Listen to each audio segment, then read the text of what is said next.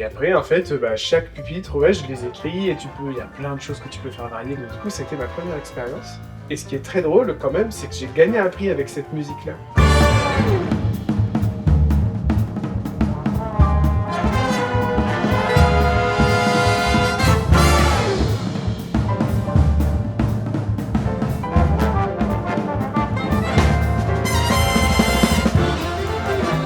Bonjour à tous et bienvenue dans l'émission Le Temps d'un verre.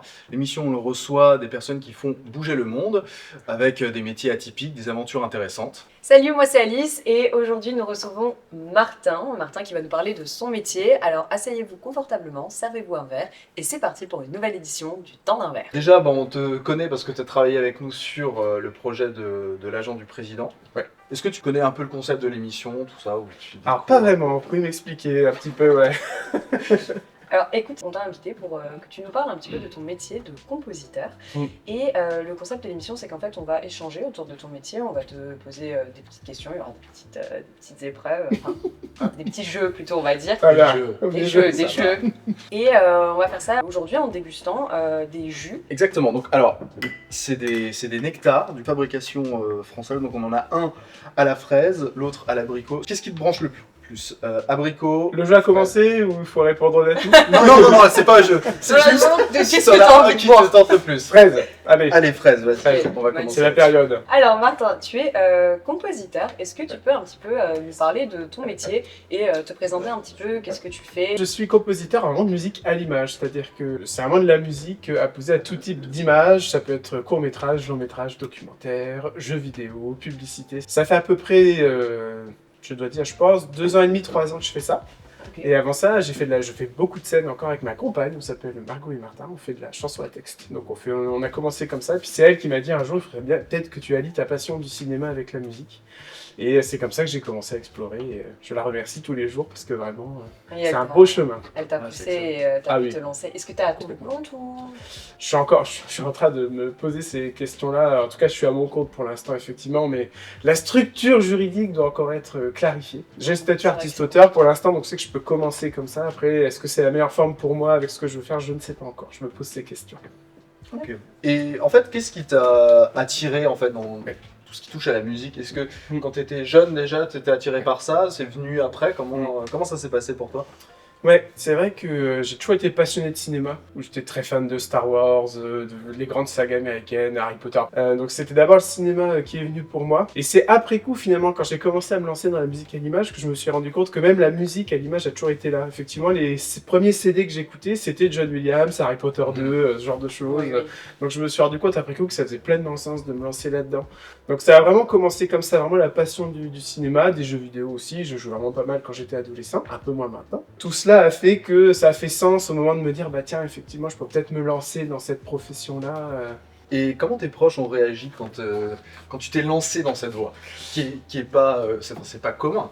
Non, alors ma chance là-dedans c'est que c'est assez récent quand même et que ayant 27 ans, du coup j'ai commencé une carrière en entreprise. J'ai encore un métier d'ailleurs. Donc du coup, effectivement... t'es en double casquette. Ouais, c'est ça.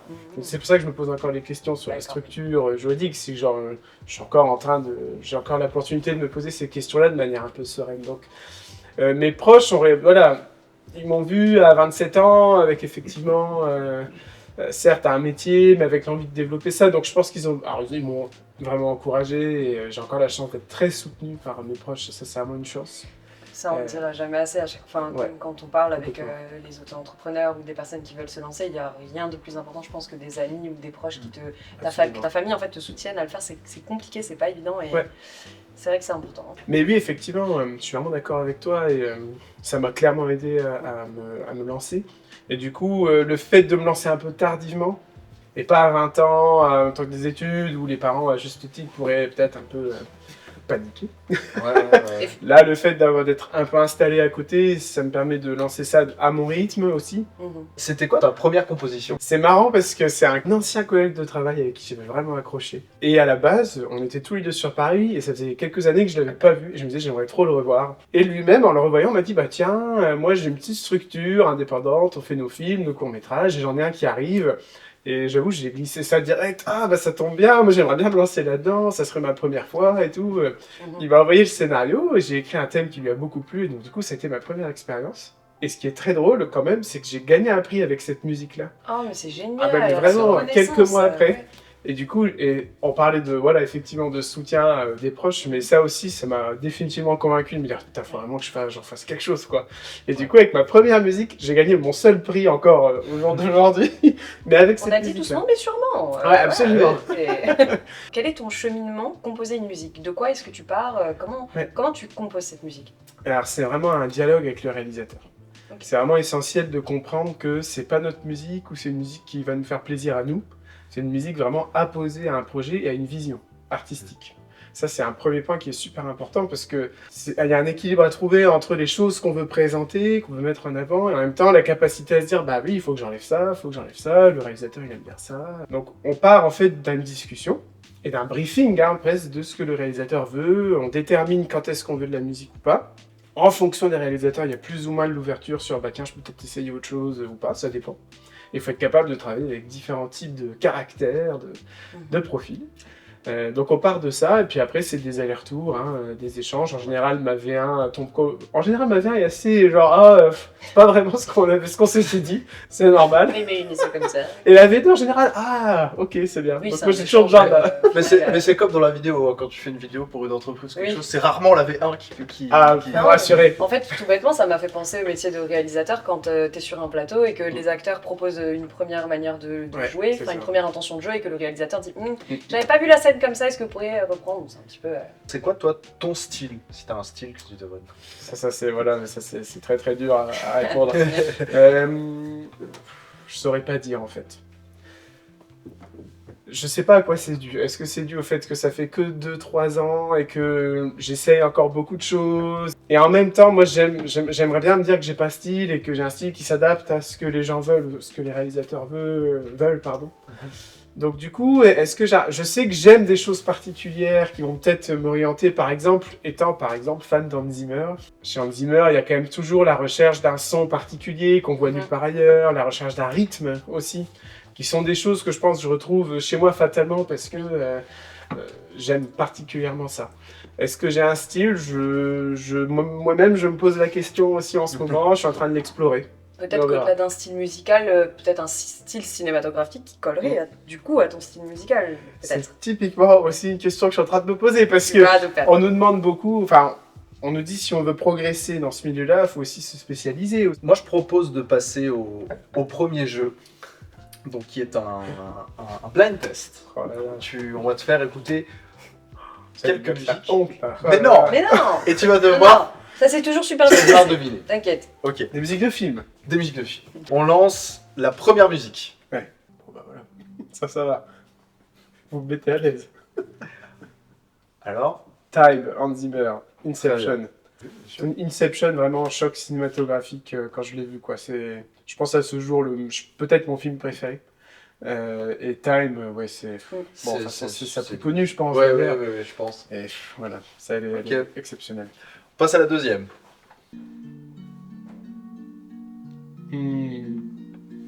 Ouais, Tu l'as? ouais, je l'ai. C'est Benjamin Button, ça. Non?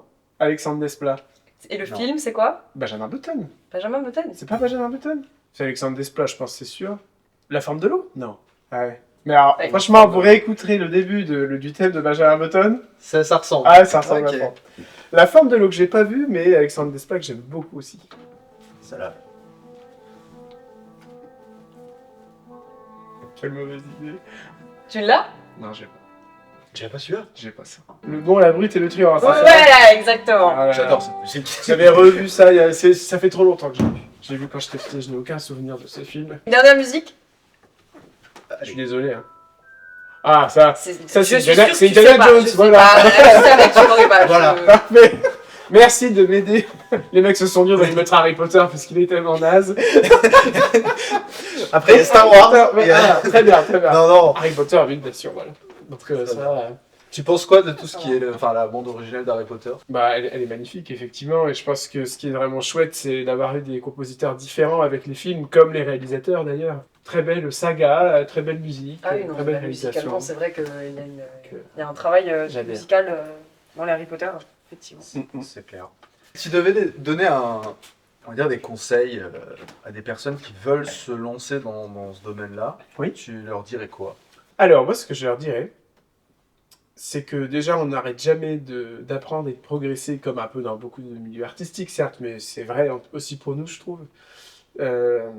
Et que finalement, on peut se lancer à 27 ans, on peut se lancer à 30, à 40, et je pense qu'on peut quand même démarrer et faire une belle aventure. Et je pense qu'il ne faut pas avoir peur, d'autant plus que quand on regarde le parcours de beaucoup de compositeurs de musique à l'image, il y en a très peu qui ont fait d'études avec ça.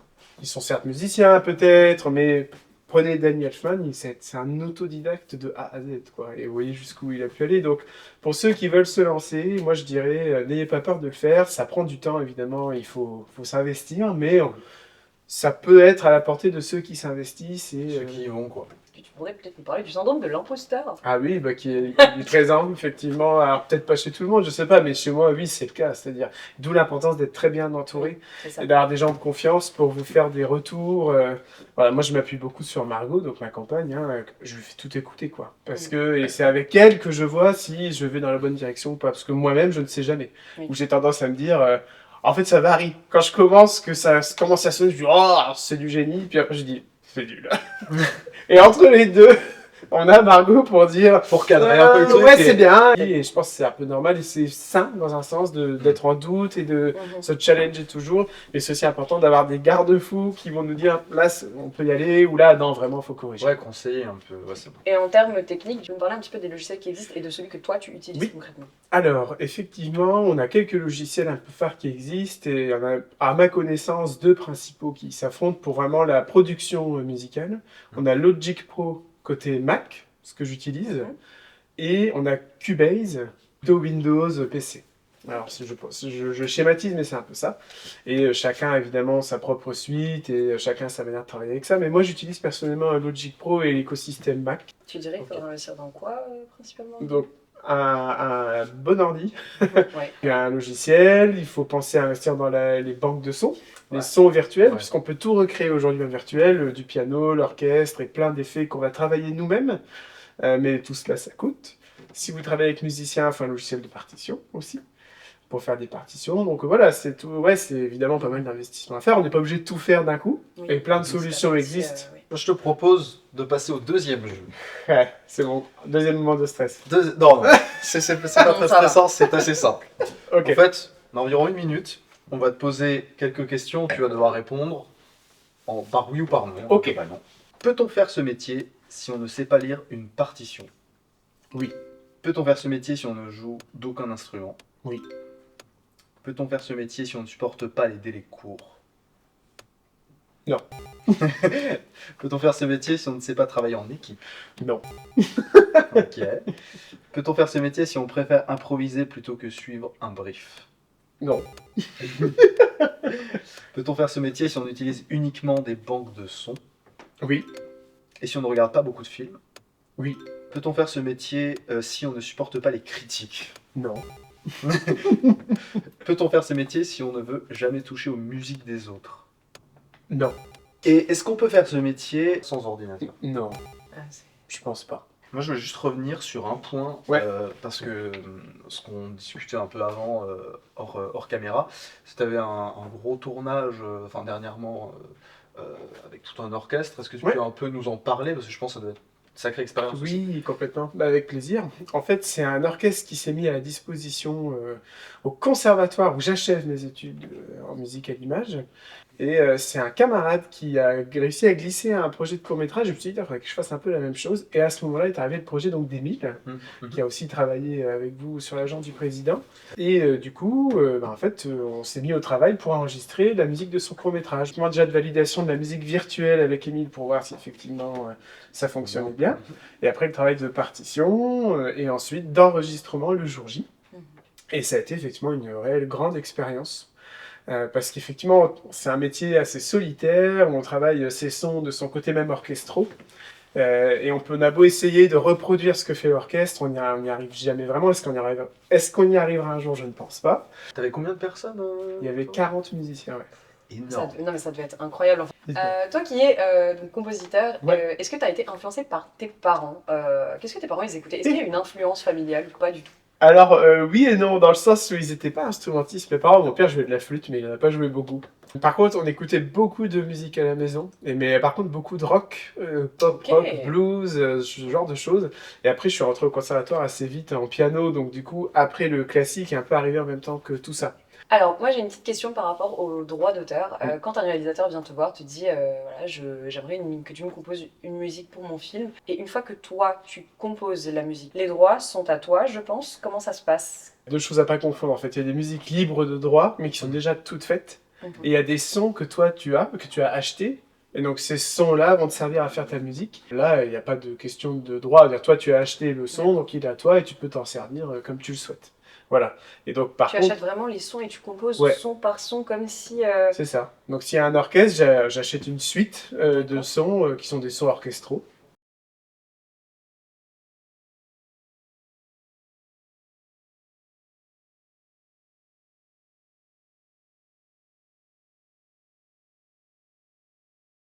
Et après, la musique qui sort avec ces sons-là est à toi. Sauf négociation, accord, Ouais, tu voilà. peux. Tu peux vendre les droits, je pense. Oui, tout à fait. En ce qui concerne l'intelligence artificielle, alors on voit des fois de plus en plus des musiques totalement créées par intelligence artificielle. C'est vrai. Est-ce que tu vois ça comme une menace, Mhm. comme un problème ou comme peut-être quelque chose qui peut servir? Enfin, comment Ouais. tu vois les choses par rapport à ça? Disons qu'effectivement, on a aujourd'hui des outils d'intelligence artificielle qui peuvent te sortir une musique en 1 minute et où le grand public, et je dis ça de manière tout à fait neutre, ne voit pas la différence. Ouais. Nous, quand on a peut-être l'oreille un peu plus Oui, tu peux. habituée, on se dira, ah, tiens, ça sonne, mais... Donc oui, il y a un danger, effectivement, par rapport à ça, c'est certain. Et je pense qu'il y a des métiers par rapport à la musique et l'image qui sont peut-être menacés. Je pense à la musique de librairie. Donc des gens qui font des musiques libres de droit après, dont on peut se servir. Ou ça, mais voilà, je suis pas devin, mais ça risque peut-être d'être problématique. Ouais. Mais il y a certains outils d'intelligence artificielle qui sont une vraie opportunité, peut-être pour soutenir en termes de mixage, pour donner des idées peut-être. Donc voilà. Pour accompagner, ça peut aider. Bah, Mais enfin, c'est En fait, question c'est de comme cadre, pour en fait. tout. C'est comme pour Ouais. tout, c'est-à-dire ça peut t'aider à gagner du temps avec plaisir. Si ça vole le travail, c'est plus problématique. Non, est-ce que tu voulais intervenir encore sur quelque chose? Est-ce que tu avais un truc à dire? Oui, je me rends compte que j'ai pas cité son nom, donc je me permets de le faire. Donc Émile, c'est Émile Bigel, avec Christophe, le nom du court-métrage qui va sortir bientôt. Bah, merci beaucoup d'être venu. Est-ce que tu as des réseaux à partager, qu'on peut mettre en avant Oui, donc j'ai un site internet, Instagram, Facebook, Ok. sont les trois ou que j'essaye de tenir à on jour. on vous met tout ça en description, n'hésitez pas à suivre tout ça. Super. Et puis bah, merci encore d'être venu, et puis on se retrouve la prochaine fois pour Allez. une nouvelle émission du Temps d'Aver. Longue vie à Chronos, merci. Santé. Santé. Santé.